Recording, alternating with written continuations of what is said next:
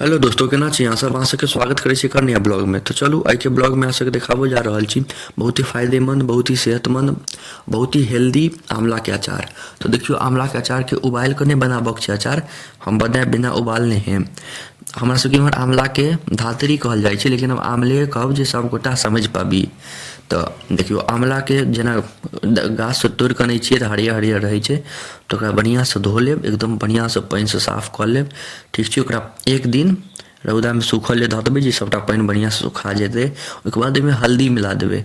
हम ओ वाला वीडियो बनेने रहिए, ओ डिलीट भऽ गेलै हमरा मोबाइल में से, ओहि लेल हम अहाँ सबसे माफी मांगऽ चाहै छी।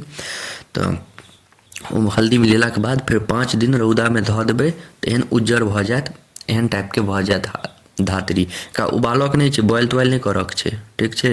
तऽ 5 दिन तक सुखायले धऽ देबै। ओहिके बाद एहन भऽ जायत तऽ ओहिमे आब नून खसा देबै। देखियौ, ओहि हिसाबसँ नून धऽ देबै, जतेक अहाँके देखा रहल छी मात्रा, ओहि हिसाबसँ अहाँ नून धऽ देब। हम ई बिना बॉयलके बना रहल छी, उबालबै तऽ उबालबै नहि, एहिमे अपने रौदामे देबै ने तऽ अपने सिद्ध भऽ जेतै। हम बॉयलोवला उबालहोवला हम अहाँके बता देब, ओहोवला बना कऽ डालि देब। तऽ देखियौ, अभी धनी पाउडर सेहो डालि देबै।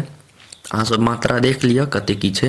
अगला ब्लॉग हम फेर बनायब एहिपर, ओहिमे सबचीज बढ़िआँसँ मात्रा वात्रा अहाँ सबके समझा देब। ई देख लियौ, धनिया पाउडर, ओहिके बाद मिर्ची पाउडर, ई सब डालि लेब।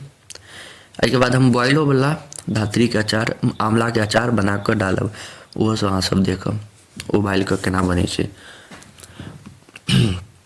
ई देखियौ, मिर्च पाउडर डालि देलिए। ओहिके बाद आब तेल धऽ देबै, जे हिसाबसँ देलिए ओहि हिसाबसँ तेल डालि देब। ओहिके बाद एकरा बढ़िआँसँ मिला लेब। देखियौ, एकदम बढ़िआँसँ मिला लेबै। एखनके मौसममे ई खाइमे बड्ड मजा आयत, बहुत नीक लागत। आ एतेक फायदा करै छै शरीरके लेल, अहाँ सबके बता नहि सकै छी। पाचन शक्तिके लेल एतेक फायदा करै छै, जतेक भी खाना रहत सब पचा सकै छै। एखन नहि खा सकै छी, किएकि देखियौ एखन मसाला मिला देलिए, एखन तैओ नहि खा सकै छिए, किएकि एखन कनि काँचे छै। एकरा कनि रौदामे ई की होइ छै, उबाललिए नहि ने तऽ एकरा कनि रौदामे ज़्यादा दिन देबऽ पड़तै, जे रौदामे आरामसँ सिद्ध भऽ जाए। एखन ई सिद्ध नहि भेलै, एखन काँचे हैत। 5 दिन सुखाएले धऽ देलिए रौदामे, तैओ एखन तक सिद्ध नहि भेलैए। तऽ आओर देखियौ, एखन नहि भेल यऽ सिद्ध, तैओ खा सकै छी, कनि काँच लागत।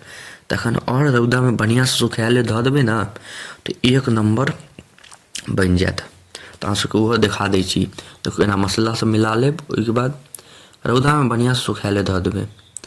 अहाँ सबके हम एगो आओर आंवलाके अचारके बनाएब, बिना सिद्धवला, बिना उबाललवला, आ एगो उबाललवला। तऽ देखियौ, अब ई अचारके पन्नीमे छिट्टामे निकालि लेलिए। तऽ निकाललाके बाद 15 दिन तक सुखाएले देलिए तऽ एहन भऽ गेलै। ओहन जे देखलिए मसल्ला मिलाके बाद 15 दिन तक ई अचारके सुखाएले देलिए। बीचमे खाओ सकै छी, लेकिन ई देखियौ 15 दिन तक अचारके देलिए सूखले। ओहिके बाद एहन भऽ गेलै। तऽ आब एकदम खायवला छै, शरीरके लिए एतेक फायदेमन्द छै। अहाँसब घरपर एक बेर जरूर ट्राइ करब, एकदम बढ़िआँसँ। हम फेरसँ बना कऽ डालब बढ़िआँसँ, ओ कनिक लम्बा वीडियो रहत। तऽ अहाँ सबके एतेक देर तक देखऽके लिए धन्यवाद। नीक लागत तऽ लाइक, कमेंट, शेयर, सब्सक्राइब जरूर करब। मिलै छी अहाँ सबसँ अगला नेक्स्ट ब्लॉगमे।